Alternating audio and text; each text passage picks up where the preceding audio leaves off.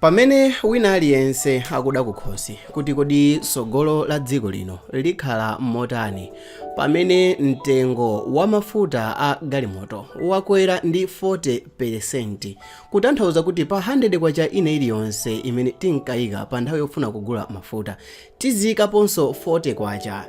Zinthu zambiri zili pa chiopsezo kuti zikwera chifukwa chakuti matransport akwera.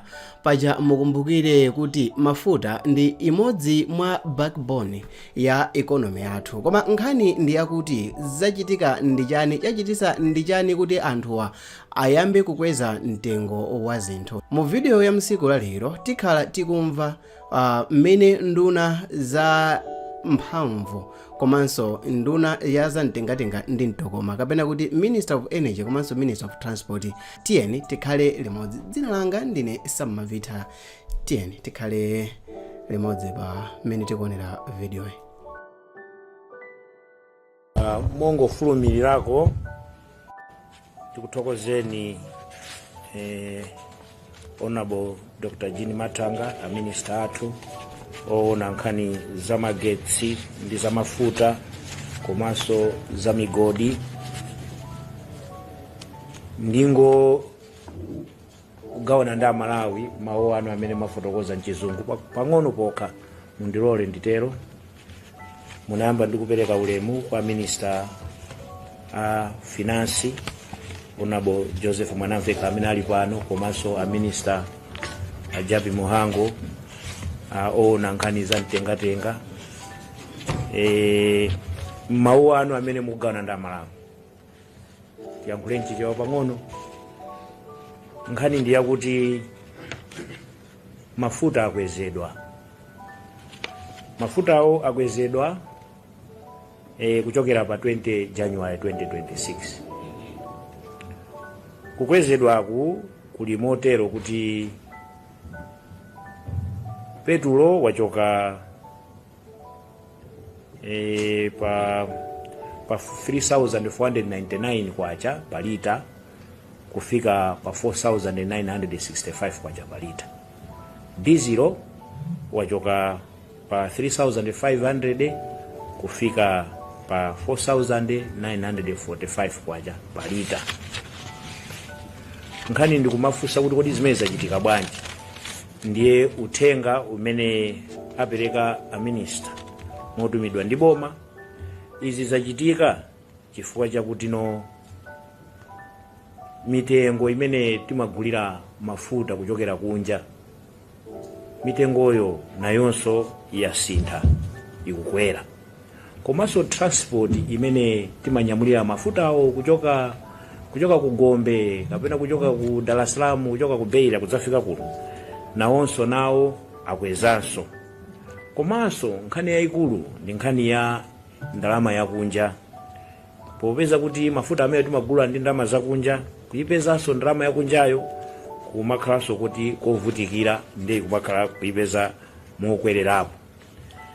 Ndiye popeza kuti boma linayika ndondomeko kuti kuchokera ku bungwe la Mera adziona nkhani imene ya mafuta ayi kuti ikuyenda bwanji, kusonyeza kuti mafutawa asamakhale kuti atheratu mdziko muno, komanso adzipezeka pa mtengo wabwino woti Malawi adzitha kukwanitsa. Imeneyoyo system imeneyo amayitcha kuti automatic pricing mechanism, APM. Osati APM wa His Excellency Professor Arthur Peter Mutharika ayi, uyu ndi automatic pricing mechanism imene imanena kuti ngati zinthu zinatifotokoza zija mtengo odera transport kaya madolawa zikangokwera mopitirira 5%, ndiye kuti akhale pansi awunikireso. Ndiye izi zinachitika nchifukwa chake mwaona mitengo imeneyi. Mbuyomu zimene zizo sizimachitika. Ndikati mbuyomu ndiye ndikunena boma lapita lija. Kaya nchifukwa chachani, kaya nchifukwa cha ndale, kaya nchifukwa chachani, koma sizimachitika. Zidakhala zikuchitika mwina makwezedwewa anakakhala omanti omverererapo. Koma chifukwa sizimachitika anangosiya basi osamapanganso yani. Chifukwa chimenecho kwapezeka kuti tsopano ndalama zomakagulira mafutawo zinatha, sizimapezeka. Anthu amene amapereka mafutawa kuli ngongole yokuti alipidwe ndi boma. ndalama kunalibe. Komanso mu ndalama zimene zizo zimene timatikagula mafuta mmene mumakhalanso ndalama zina zogwiritsira ntchito yokonza misewu. Muonanso kuti ndalama zimene za misewuzi kunalibenso ndalama zimenezi. Ndiye mwaona mmene zikuchitikira misewu yathu yoti ukanika kuti ungayendemo. Chifukwa chani? Ndalama zokonzetsera misewu sizimapezeka. Komanso magetsi, kuli programu ya Malepo imene imadaliranso magetsiwo kuti akonzedwe kuti tikafike kumudzi ndi magetsi amene ndalama yake imachokeranso kumafuta komweko. Ndalama imene yonso simapezeka. Ndiyeno kuona kuti tikufuna kuti dziko lathuli mafuta adzipezeka, osati dzipita makagula mafuta pa black market. Komanso kufuna kuona kuti tikakhala ndi mafutawo anthu amayiko ena, chifukwa amayiko ena ngati mayiko anzathu tandikana nawowa kumapezekanso kuti mafutawo kwawoko amapezeka kuti ndiodula, kwathu kuno kumakhala wochipa. Ndiye zimene amapanga iyo amabwera kudzatenga mafuta ajo mapanga simago kumapita nawo. Tikapanga masamu ndiye kuti mafutawo 30% ya mafuta amakhala kuti samakhala malayi muno, amakhala kupita kunja. Ndiyeno poti tikonze mafuta osewa, n'chifukwa chake no boma kudzera kumera linaona kuti tiyeni tiwonjezereko, tikonzeko ndalama zimenezi za mafutazi, tingonjezera kuti zonse zikhale bwino. Chiyembekezero nchakuti ndiye kuti misewu ija tiyambaso kukonza magetsi aja kumalepo aja, tiyambaso kupitiriza kukonza magetsi amenewo. Komanso ndiye kuti mafuta awa samasowa, sitimagonanso mu filling station ayi, sitimapitaso kuma black market ayi. Komano pozindikira kuti chilichonse chikakwera anthu timadandaula, ndipo kudandaulako boma likumvetsa, tiyeni adi kudandaula. Koma tidziwe ichi kuti tikapandanso kukonza chonchi ndiye kuti mavutowa akhala kupitirira mpaka nakalekale. Ndiye tidzikhalabe tumagona mu filling station. Ndeno popeza chilichonse mdziko muno chimadaliranso kaya ndi kupita kuchipatala, kupita kuntchito, ntchito za mtengatenga ndi mtokoma, zonse zimadalira mafuta omwewa. Ndiye tikapanda kukonza kapena kutupsira chimenechi kuchikonza kupanga operation, zinthu sizikhala bwino. Ndi chifukwa chake boma pozindikira kuti inde kuwawako timva kuwawa pang'ono, komano tikonze zinthu kuti kutsogolo kuno zizakhale bwino. Kukhalanso mwina kungowapempha anthu amene popeza a minister a transport alipo mpano, a minister a finance alipo mpano, akhala kufotokozera kuwapemphanso matransportawo kuti anthu asakweze mitengo mopitirira. Komanso a minister a finance alipo mpano, mwina kuwapempha anthu amene amalemba zintchito anzawo, kapena anthu amene amagwira zintchito, anthunso ma investor ena ndi ena, kuti mmene zateremu katundu suti angokwera kuti popeza kuti mafuta akwera. Ndi akhala kuti gawira nkhani ngati zimenezo. Koma chachikulu nchakuti tikufuna tikonze dziko lathu lino likhale labwino. Patsogolo ena amafunsanso kuti kodi mafuta amene adzatsika, adzatsika mafuta amenewa tikakathana nawo, ndipo mafuta amenewa tithana nawo. Mwachidule nditero kuti mawu amene anafotokoza olemekezeka a minister Dr. Jean Mathanga mchizungu ndi amene wawa muchichewa. Zikomo kwambiri, ndithokoze ndithu.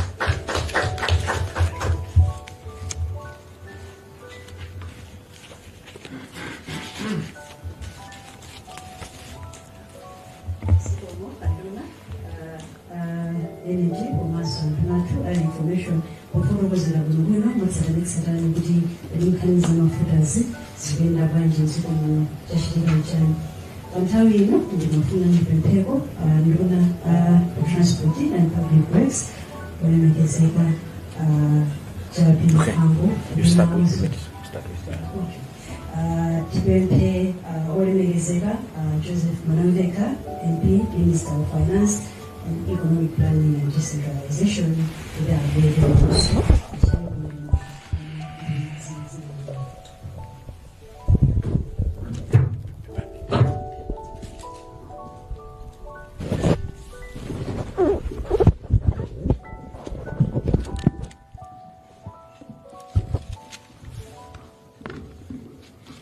Choyamba mundilole ndipeke ulemu kwa nduna azamagesi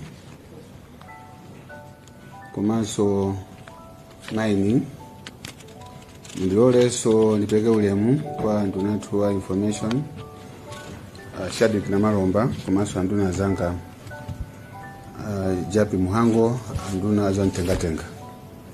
Nipeke oso ulemu kwa ma-PS atumili pompano. Nipeke ulemu kwa ma-government officials amene muli pano. Tokoze swanzanga azolemba lemba amene muli pano amene mwabwera maunyinji. Tokoze ni kwambiri. Ineyo chimene ndipeleke ningopeleka ma figures kuti mwina mpanga appreciate kuti kodi chifanyani mtengo wa mafuta ka petrol o diesel wasika. Ningopeleka ma figures. Ngambe chonchi anena kale anduna azamagesi Dr. Jean Matanga kuti mitengo yathu ya mafuta petrol ndi diesel naliwosika kwambiri. Tinakweze mtengo. Inioni mboni kuti petrol watu analipa 4,499 pomwe diesel iti 3,500 per liter. Panthawi yomwe yonso tikatenga mitengo ya maiko otizungulira. Tutenge ku Mozambique mtengo wa petrol 5,300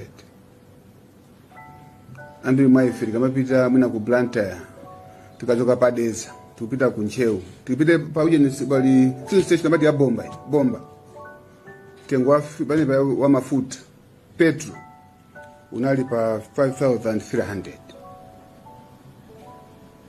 Kubya aina maifiri tagula ku mafuta mina 5,300. Pamene ku Zambia tikatenga kupanga convert tumalai kwacha petrol analipa adakalipa 5,980 tikapanga convert tumalai kwacha.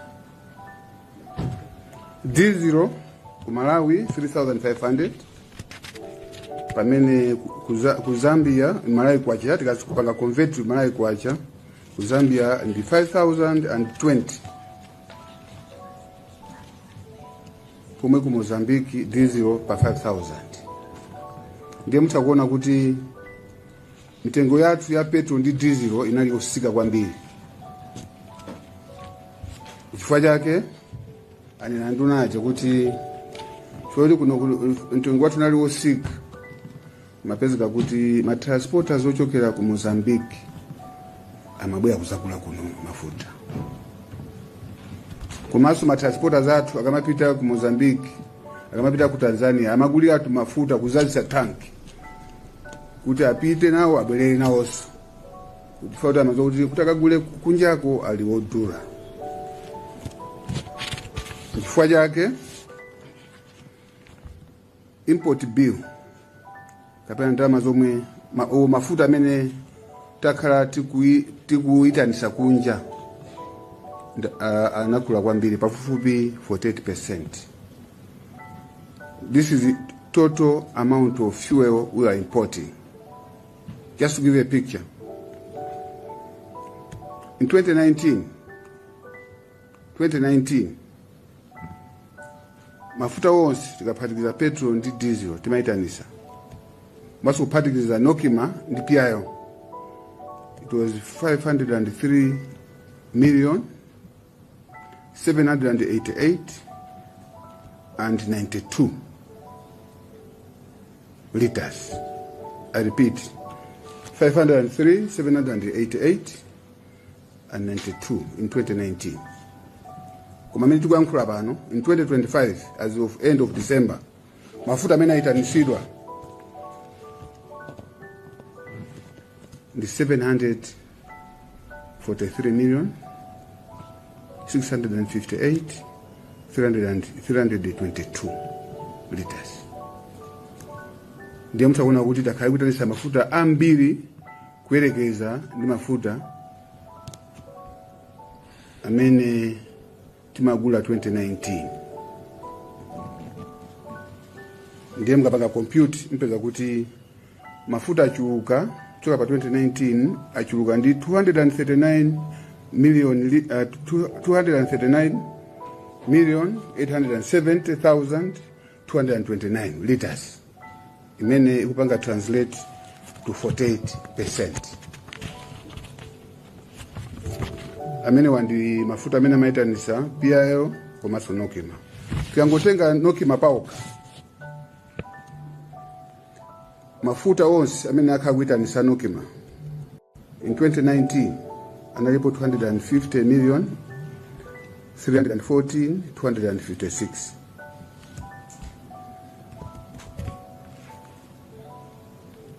Pamene in 2025 599,756,147 liters. So nza kuti Nokima paokha mafuta amene akakuitanisa akwera kwambiri ndi 139%. Nokima yokha inadya nayo overall ya PIL and Nokima. And chifukwa choti mafuta akwera amene tikuitanisa kunja, chifukwa choti ambiri mungatali namu kuti aku Zambia, aku Mozambique akamabwera mathira kuno mafuta, chifukwa yake demand yakwera. Ngechifukwa cha ichi ndikuti Malawi timapanga subsidize maiko ozungulira. Koma ino ndine ni mboni kuti Malawi ndi maiko ozungulira nafe tikatengera GDP kapena GDP per capita, Malawi is a small economy. So ndikuti Malawi mapanga subsidize kunkhani ya mafuta maiko ozungulira nawo. Ndiye funso kumafusa, is that sustainable? Singati kuti zimene zipitirire, singati kupeza suma, singati kuti pasa maputo ngati ziko.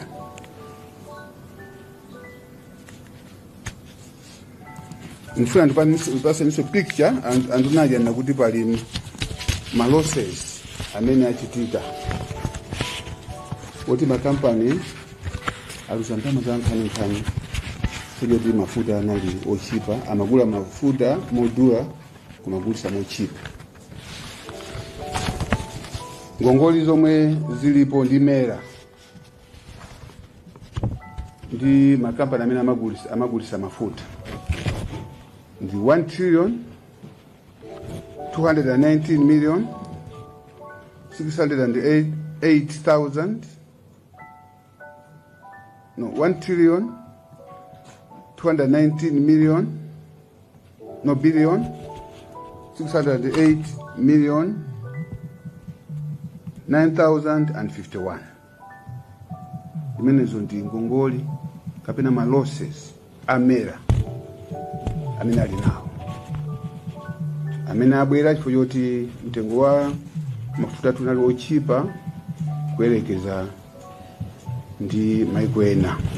Mwachisanzo ndikufana kupatse Nokima payokha ili ndi ngongoli 967 million, yes.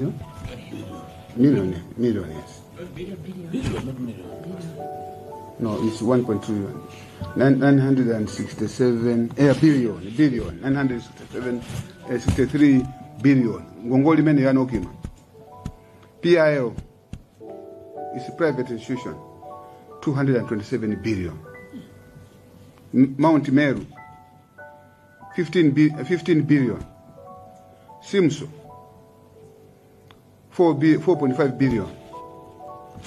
Puma Jet 3.3 billion. Cresken 2.1 billion. The Falcon Gas 145 million. There's Afrox 904 million. Mount Meru, this is LPG, 73 million. Energem 384 million. Puma Petro 962. Puma Diesel 491 million and Petroda 734. Izi ndi nekuti malosses amene makampani athu amene magula mafuta apanga inka 1,219,608,9,051 malosses amenewo. Ndiye pali anduna yafanena kuti ndalama zo emera imatolera ndalama zina zoti zikathandizire ma department abo maena ngati ku road fund administration. Amera sana lipile road fund administration road levy 243 billion. Ifake mukona miseu sima konzego. So a road fund analibe ndalama samatolera kupyolera kumera kulingongoli ya 243 billion.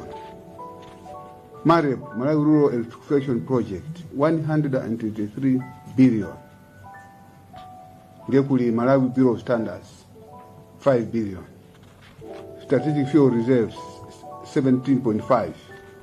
Ngekuli carbon tax, kuli outstanding amount, 6.7. Ngepali reconstruction levy, 38 billion.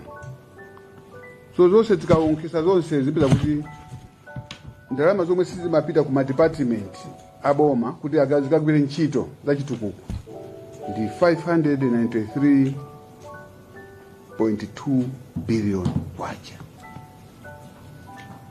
Ifa yake amanena anduna aja azamakesi aja komanso anduna a information kuti zitukuko zambiri zinayima, MAREP inayima, koza miseu kunayima, kale zina chito zinaso za Malawi Bureau of Standards zinayima, zose zinayima. Chifukwa choti mtengo wa mafuta watu unaliwosika. So ni mafuna nipase ni picture imene kuti mukhale nayo mungoziwa kuti ifajani mitengo yatani yakwera. Ndiye kupita kisogolo ananzanga kuti tukhulupira kuti mmene mtengo wakweramu wani ndiye kuti mera yamba kumatolera ndalama kuti yambe kupereka ndalama ku ma department aja komanso kubweza ndalama ku makampani amene amapereka mafuta komanso amati public PSF. This is a price stabilization fund. Fapa no pa mulibe ndalama negative, depleted. Ndiye kuti ibwereraso. Ikangobwerera PSF ndiye kuti ndimene timagwirisa ntchito kuti ngati mafuta akwera mtengo ife tizita kusisa timatenga ndalama ku price stabilization fund kucha. Fake mwana kumbuyo kuja mitengo yathu inali osika kuti timagwirisa ntchito PSF. Ndiye kuti tiyambaso kukhani ndalama ku PSF kucha kuti tipange cushion volatility ya kukwera kwa mitengo. Komanso mungatanena mabugu ena aboma akhakulandira ndalama zawo. Komanso zitithandiza kuti bill yathu ya yoita na mafuta kandi petrol or diesel isikase. So niza kuti tisevaso foreign exchange. Nikuti tikepesaso ndalama zakunja zimene tinaononga kugula mafuta. Omwe mafuta akenawo timapereka amagula ndi anthu akunja. Nikuti tiseva ndalama zimene zonso.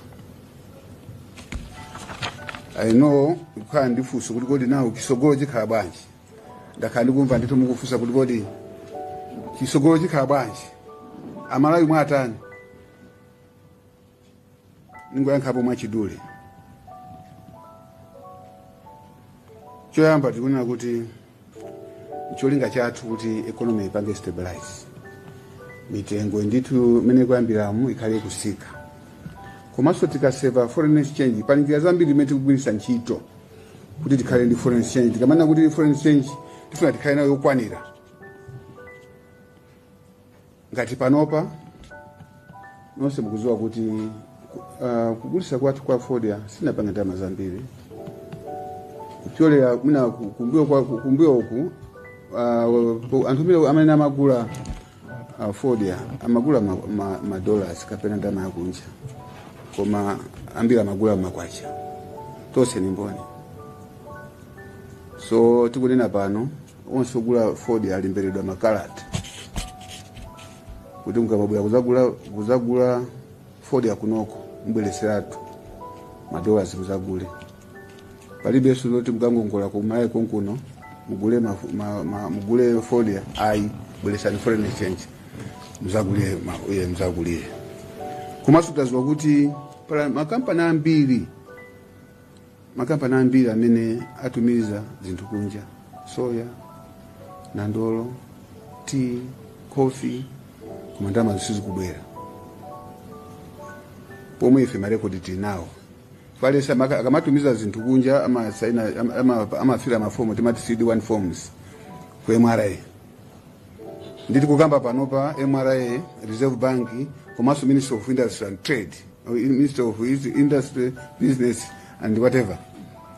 Tikupitagulana manja kuti alesa amene anatumiza kunja ndalama zozibwere. Satumiza sozina pokapo ndalama zimene anatumiza zitani zibwereso.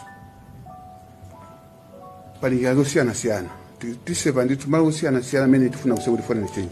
Tikangotero ndio kuti mtengo even wa mafuta uchepa chifukwa kukwera chifukwa cha black market rate. Kuti official rate yathu ili pa 1751 pamene parallel rate ili panopa I think 3800 or 900 ikupanga appreciate. Tikangopanga close gap imene hii kuba muona so mitengo ina ili yose kupatikizapo mafuta akala kusika. Ifaka andunaja information komanso ayine jana kuti tipaka chotheka kuti mitengo ifike pena baki ibwerere tigwisa ntchito pia mati PSF ya price stabilization kuti mitengo mine utani ubwerere. Koma choyamba tibweze ngongoli ziyatakamba zichi. Choyamba chachiwiri tionesese kuti madependent ya chitukuko isa ime yayi fa cha mwina choti fyo watu ndio chipa. Komanso tionesesa kuti munganena kale kuti mitengo mwina isakwere kwambiri. Tikuziwa kuti tikukamba pano mitengo yambiri apakakale factor nini apakakale factor in the black market rate. Zambiri anapakakale factor in the black market rate. Ngesi kwembeza kwambiri kuti anthu akweza futi anapakakale factor in. Nanga semena magulira zindu pyolera black market. Ere mapanopa tikapeza madola zopita kupeza kuti so auje na CFTC competition and fair trading akhala pa ground kusonza kuti anthu asangokweza mosayenera kutenga advantage chifukwa ati mtengo wakwera. Komanso ife ngati unduna takambira napo ndi amene amatithandiza kupasa ndalama za cash transfer kuti one ndalama kenali ochepa, two pakhaleso anthu ambiri olandira. Ndiye ndi osangala pano kuti ubakuyankhula kwathu ndamene amatithandiza ndalama zindithu atipasa zochuluka. Ndikhulupirira kuti pa nthawi yake honorable minister wa agenda honorable Nele Navicha azapanga communicate chimene tikuchita kumbali imeneyi. Komanso posudwa pompano pati nayimisa nkhani ya nifi chifukwa kunifi kunali phwando kumene kuphwando anthu amangotenga ndalama ngati khani ulira janika Christmas. Ndeti nayimisa pano pali bize kutolera ndalama akutupasa ndiso maripoti kuti minaso mukumva kuti ndalama tikutolera pompano paso mumva mkuyamba kuti tikuyamba kungongoza ndalama tapasi anthu. Izi ningochwapo zochepa zokha ndizambiri ngati boma pali njira zosiyana zimene tionesese kuti tichepese mwina ululu kwa anthu. Komanso kusula pompano mona kuti ma interest rates athu chiongola zanja za mabanki tionesese kuti ikisike kuti anthu azitha kutenga ndalama osati kulinifi kokha azitha kupita ngakhale ku mabanki kupita kwina kulikonse kuti akatenge. choncho tikuyembekeza kuti mitengo isika kukhulupirira kuti kukwera kwa mtengo uku ndi temporary chifukwa ife ngati government tika maprogramu oyenerera kuti amalawi asambe kululuna wonse tigwira ntchito usana ndi usiku ndi anzanga amene tinawo kunoko kuti imene zitheke. Ndikhulupirira kuti amalawi atimvesa chifukwa chani mitengo chifukwa sinali choyenera kuti tizigula mafuta azingopita maiko ena. Ndikukumbukira wina ga Maduza titayima padeza wakabaza ntchito yake kabaza samanyamula anthu amangogula mafuta pa filling station ya padeza kugula maji chigubu chake tukagulisa ku Mozambique ndikubweranso kuzatengaso mafuta ndikupita kupita kene ndimeneyo basi andi wakha kumapanga ndalama akuya kuti walitu wamanga nyumba yake yabwinobwino kufanya chimene ndimene tikukanira kuti imenezo zisapitirira mafuta amene tikupeza ife azigulisidwa malemo muno ere zigulishidwa malemo muno. Ndikutenga amene nali nawo ndayankhula mchichewa kuti amene ali kunja ko satimve kuti kodi ife tikutani komanso ndangopanga stick kuma figures our technical people atipasa is what is in the ground. Tapanga check ni not mera tapanga so check ndi Nokima komanso PIO. These figures are real. Thank you very much. Okay.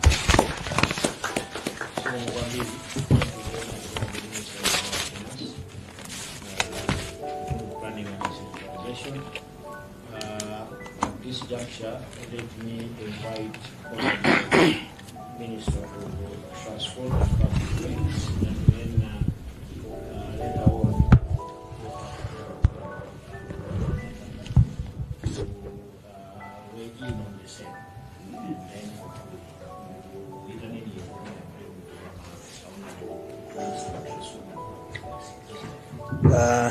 zimwambiri anduna azofalisa nkani ulemo anduna aza mafuta kumaso magezi kumaso kunaku za migodi ulemo anduna aza chuma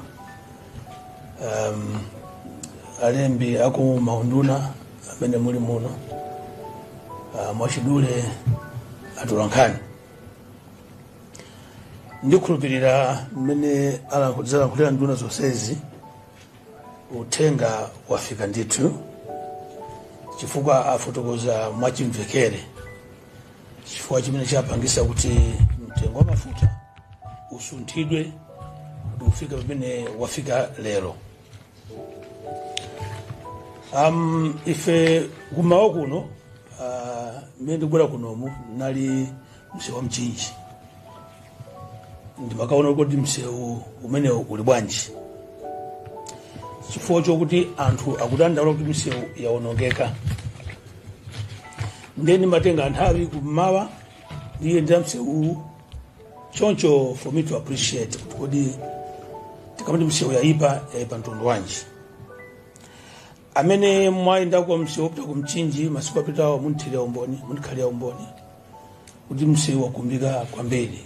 That was one of the roads that was very resilient that many years ago.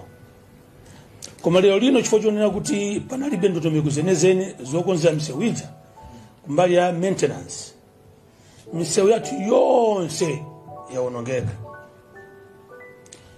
Misewu tili ngati nyumba ukamanga nyumba chaka nchaka umayikonza kapena pachaka kamng'alu pang'ono timakonzapo cholinga choti nyumba zikhale bwino nthawi zonse kusatolera ndalama za fuel levy mmene mwa iwo muli road fund road levy kwapangisa kuti misewu yathu yonse yaonongeke chifukwa choti a roads authority amene ali ndi ntchito yokonza misewu analibe ndalama zoti azikonza misewu. Ndikula mwamva nduna azachuma akupeka manambala kuti mmene tikulankhula lero lino ndalama zimene tikanapita ku misewu kuti zikonza misewu 243 billion sitatolere. Chifukwa chani? It was because of indecisiveness ya utsogoleri wapita uja. Choncho chiganizo chapangidwa kuti tipange recover tikuyamba so one pano ndinapita kumangochi ndimanena ndi anduna aza information ndinapita kumangochi pa 21 December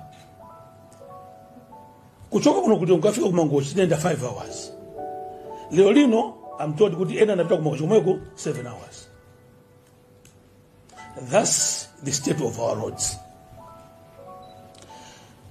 Ndrame mene titolere mene mafuta akweramo kunduna za transport utanza kuti mseutambezo konza ndiye ntchito yakula. So you can imagine a backlog ya 3 years kuti tikonze ntchito yatuluba ni ntchito yochuluka kwambiri.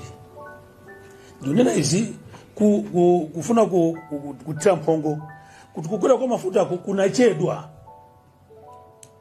Mafuta kanenda akwere 3 years ago. Kuba sogolera nthawi imeneyo amakati kupanga ziganizo akuti akuopa. Lero fo chama nthanza athu aja taposta mafuta akwere kamodzi mochulukirako ndezowa zachuluka. Kwa malawi tapembe kuti avale zilimbe. Adanena anduna azofalisa nkhani kuti isafika nthawi maybe the next 2 years tikaso sasibanga sebasi kuti bwino mtengo usataniso uzatsika. For now let us accept kuti sicho nditi sicho ndimene tikhale nayo ngati funa tikonziso dziko hili for dziko lathu alonongea kwambiri akonze dziko hili si anthu obwera ayayi ndifano wake anoke ndikunena inu ndife kuno ukunkwata ndolama nayo kuti amvetsetse chifukwa chake aprofesa Peter Mutharika ankanena nthawi tupanga kampeni ija kuti dziko ilitu laonongeka kuti tisati konse you need 2 years ansamabisa ayayi mbebene tili thauja nduna zanga muda zindikira umboni tikaona tili kunja tafika nkati ona kuti kandi sizo tafika poteropa the wina ndi nzake tonsefe limodzi timange malamba nyengo tiduse ikhala yowawa koma nyengo yabwino ikubweraso dziko lili konza okonza kutsogolera wathu Profesa Peter Mutharika nduna zawo komanso amalawi wonse akufuna kwabwino. Ndinofuna ndipemphe pa olemekezeka nduna kuti tithandizane president kuti akonze dziko hili somo kwambiri.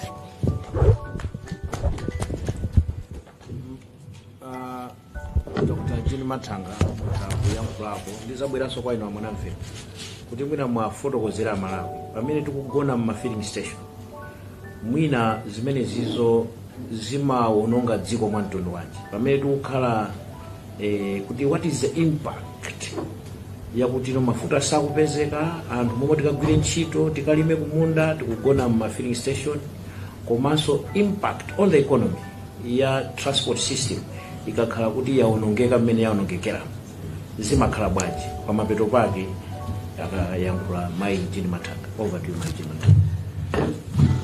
Zikomo kwambiri ndimafuna ndingonjezerako kuna kuti ndadziwitse mtundu wa Malawi kuti zimene zakhala zikuchitika zaka zitatu zapitazi kusaonanso mtengo wa mafuta zinapangitsa kuti dziko lili ziyenda mwachibwana kaya muchizungu pamene kuti we are trading dangerously kutanthauza chani nafotokoza kuti mu July 2024 ndimene mafuta athu onse amene timasunga ku nkhokwe za mafuta anatha ndi mlebedi olodontho ubwino wake kufunika kwake kosunga mafuta mu nkhokwe ndikokonzekera kuti kodi patachitika kuti pachitika mavuto azanyengo mwina akapena mafladzi anamondo ndi zazoterozo mafuta akanika kudutsa misewu kuti zikhala bwanji kapenanso mwina zinthu zandale political issues mwina unrest kwina kwake ngati zinadzachitika mawiki angapo apitawo ku Tanzania atavota panapezeka kuti kunali mpungwepungwe kenaka mafuta athu amakane kuti adzidutsa adzibwera kuno imene that was a shock in the system ndipo mafuta amakhala osayembekezera ambiri ndipo afunika kuti ngati dziko lili serious likuyena khala ndi mafuta osunga mu nkhokwe ndeti pena kuti tizikhala palopa ndi nkhokwe zathu pena kumasunga mafuta okwana 60 million liters panopa maganizo athu ndiona kuti tikwezenso tifike double that 120 million liters kupangira kuti zitakhala zachitika zina zake tidzathe kukhala ndithu miyezi ingapo tikumatenga mafuta choka kunkhokwe koma zinachitika zali zinthu zoopsa kwambiri ndizapangitsa kuti mafuta adzingochoka kunjako kubwera kuno straight kuma filling station ndekuti hand to mouth which is dangerous ndekuti kungochitika kenakake ndekuti basa Malawi tatani tazisokoneza ndiyeno ndipafunikira ndithu kuti mitengo ya mafuta ilongosoke tithe kumakhala ndi mafuta okwanira ena tikasunge kunkhokwe tikhale nawo okwanira kunkhokwe kupangira pamawa ndimafuna ndionjezere chimenecho china chimafuna ndionjezere ndi chakuti mene afotokoza anduna azachuma kunena kuti aonetsetsa kuyika ndondomeko zingapo kunena kuti kodi tichepetse bwanji kuti tapungule bwanji Malawi ndalama zibwere bwanji Malawi kunoko zokwanira akamba nkhani ya zaulimi kuti za foja akamba zimenezo ndino wafana ndionjezerekonso kuti nkhani naso imene tikuyanga naso ngati boma ndi nkhani ya za migodi tinayo yambiri ku Malawi kuno komano mwina siti mapanga bwino ndifuna tikuyesetsaso kunena kuti migodi imeneyi tilongosole tidzakhala ndithu ndi tsiku la tunthu dzakuitana nisoni tiuzane kuti tikupanga chani kwa tifuna tilongosole kuti ndalama za migodi amene adzisangala adzidya kwambiri ndani aka Malawi osakhaina adzingotenga migodi yathu zotsata za migodi yathu popita nazo kunja iyayi komana amene tikusunga chuma cha migodi yali sadzimva mumtima kwake kuchokera ku Nsanje mpaka ku Chitipa kuti migodi imene pasi pa nthaka ndi aliyense owns that as a Malawian. Therefore akabwera ngati ena opanga nawo business odzakumba migodi iwaja adzipanga koma yambiriyo idzikhala kuti ayinaka Malawi apange benefit. Therefore it's time that Malawi should start realizing the proceeds from the mineral resource that Malawi is holding. Ndilo wafana ndonjezera pamene popo kuti ndithu ndondomeko zilipo zambiri zoti ndalama zikhale ku Malawi kunoko za forex to benefit ma Malawians. Zikomo kwambiri. Honorable Minister of Finance sanamalize. Mwina machidule ningoonjezerapo afusa Honorable Minister information chimachitika ndi chani ngati mafuta sakupezeka ndiye anthu onse ali pa filling station kapena ali ku black market chimachitika ndi chani chachizikire kuti ntchito economic activity zimachiperatu for ambiri amakhali ku palai ambiri sapita sukunchito pamene basi saenda anza chitikapo ndio tumamene basi osapita andosa nyamula anthu kupita ku nchito komanso makampani ambiri amagwisa nchito diesel manufacturing ndi makampani ambiri production inasika ena achoseba ngizio achoka nchito tikunena panopa shoti productivity faja mauti mafuta panalibe koma mwatha kungona kuti mene mafuta yamba kupezeka alisa kupezeka kunchito komanso nkubya kuti makampani ambo production iyamba kulirabe komanso anthu olembedwa nchito nkubya yamba kubwereraso ndikuti tikatero ndikuti economy ikwenda bwino so nkhani yakusowa mafuta imapanga effect mosiyana komanso imapanga eat away what we call the disposable income ndama zimene timakhala nazo ino ni mboni kuti mafuta amene anasowa maomwe mukagule mafuta ku filling station pa tengo macho ya 3500 makagula 10000 ku black market 10000 pamene kuti makyosa kasale kaka kuno mali akaja makyosapo so your disposable income is also affected.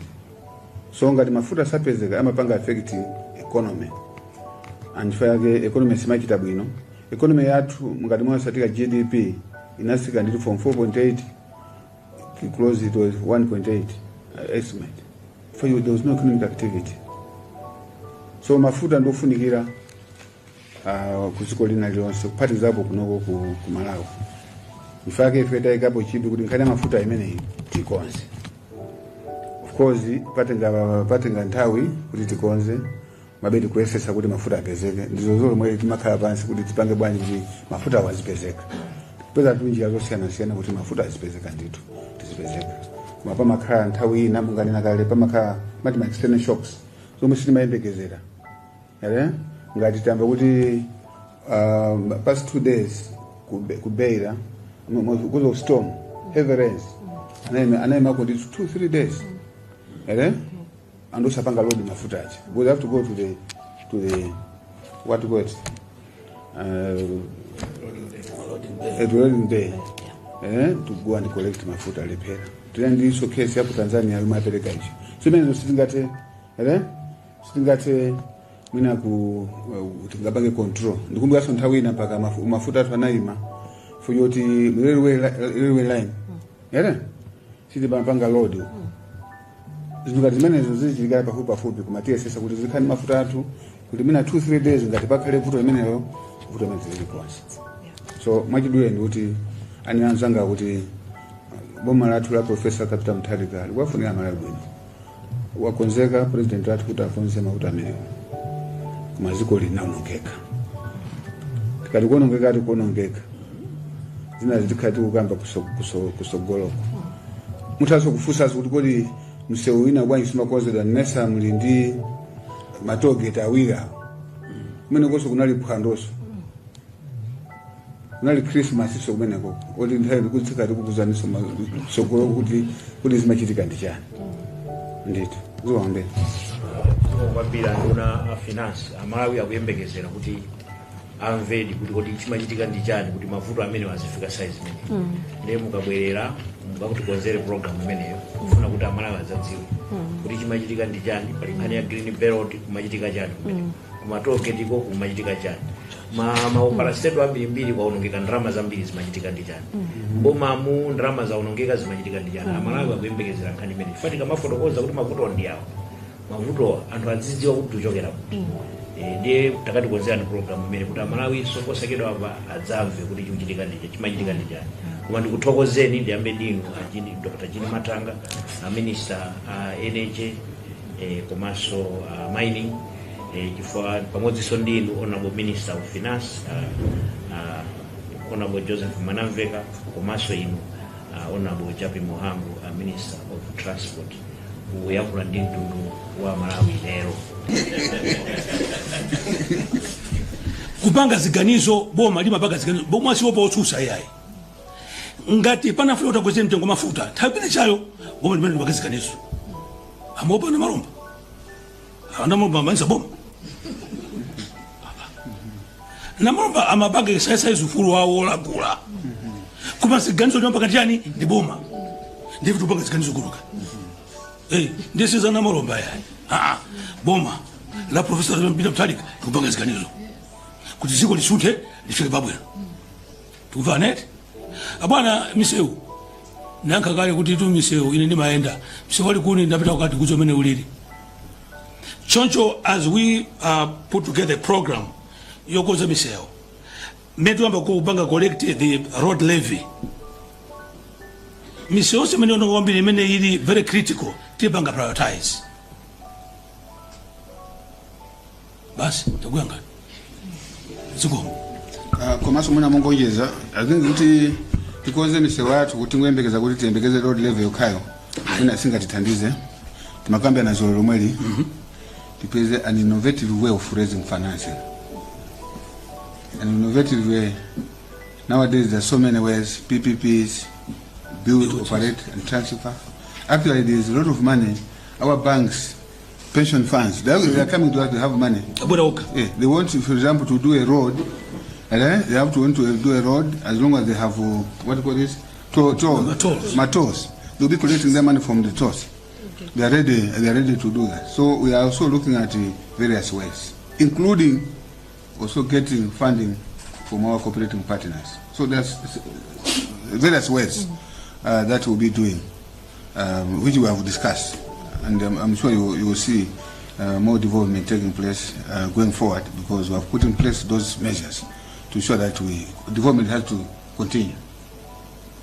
Actually, ndina kada jete pakanzi menezi, the members of the candy exclusive interview. So they must say whether yanti mabi. Kuna tika yari kandi ziti. Kutugodi tiki tabanji kuti mse utikonze. Tikufuna kuti pamene nkurukuta moyo akutuluka.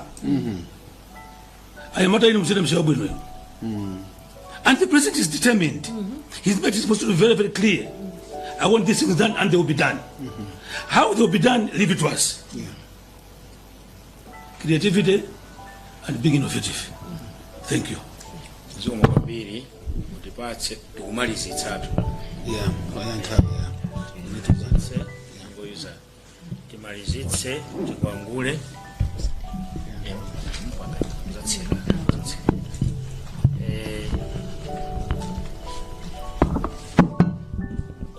Ndikuthokozeni Ajabi Muhangu naona kuondia nkikafuso limeni nakayana. Chifukwa zakadi zikuyenda mu masamba mchezo. Kuti kodi munayankhula bwanji. Koma ndimafuna ndingonena kuti pa nthawi imeneyo timauzidwa za G2G. Kuti G2G ikabwera mafuta awadzatsika ndi almost 50%. Nthawi imene amatika $160 per barrel. Ndi amatika bwera G2G tizigula chama 80 cents, chama 80 cents, I think chama 80 cents thereabouts. Now the same government tells you what to kutsitsa because mafuta akudula. Tufuna titsitse tikapitepile ku G2G mafuta matsika. The same government ikweze. So that was the line of reasoning. So why are you telling us of the G2G if you are saying now you want to increase? That was the reasoning at that particular time. But I was also in opposition, so you should also understand that. Finally, tinene kuti panali funso lina lake taongo nalifunsa kuti 41% increase, how much do you expect to be a justified increase in goods and commodities? Imanena kuti nkhani ya mafuta ayi tukuyika mbapano kukwera panopa. Koma tikanena zona anthu adakweza kale katundu. Nthawi imene timakagula mafuta aja pa black market. Mukhala mukugwizana nane kuti loko ama minibus pa nthawi mafuta amadula amasowa iji 10,000 tukagula pa uja ana akweza mitengo. Anapanga factor in cost ya 10,000. Panopa mafuta aja amapezeka koma tikupanga struggle ndalama ndikumapeza ndalama zasizo kukwanira tikupanga dzingongole misewu ndalama yopangira misewu sikupezeka. Ndeno pamene tinakuti tingochotsa pa 3,500 ikafike fa 4,945. Nde mukhaleno ndi mbali naye kuti timagula 10,000. Kuti pano munthu anganena kuti ndikukakwezanso fare ya minibus pamene adakweza kale. Ndiye ndimafuna ndinene chonchi kwa iwo amene akuganizira zokweza katundu. Asagwiritse ntchito reasoning yakukwera kwa pano. Chifukwa anthu adakweza kale. Tikhale ndi umunthu. Palibe chifukwa chokwezeraso katundu pano. Pakhale nkhani zina zokwezera katundu koma isakhale nkhani yake. Chifukwa tingoyerekeza pano padakangu tingoyerekeza kuti ndondo mafuta asamapezeka ndeti magula bepa black market ati 10,000. Lero kumafika tsiku la lero adakakwezaso adakakweza mitengo ya zinthu.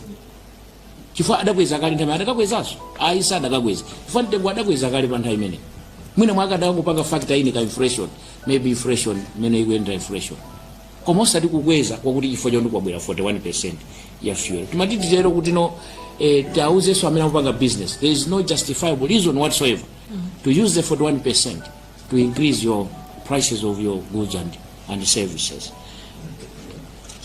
Ziko mkwambiri because I'm just a Minister of Information, but the Minister of Finance is here. Maybe what I'm saying you can agree.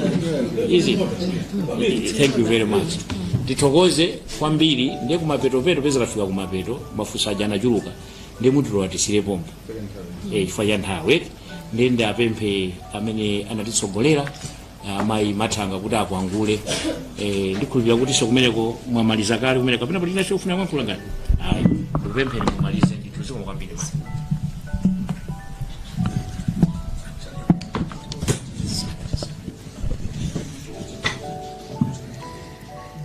Ndithokoze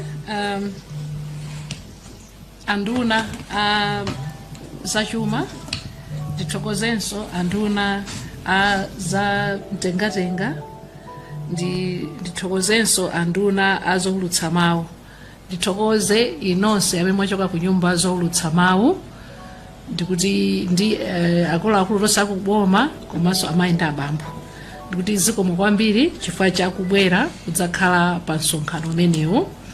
ife ngati boma timathokoza nthawi zonse tikakutana ninuyo a nyumba zolutsa mawu ndimakanema mumabwera mwa unyinji wanu tikuti zikomo kwambiri.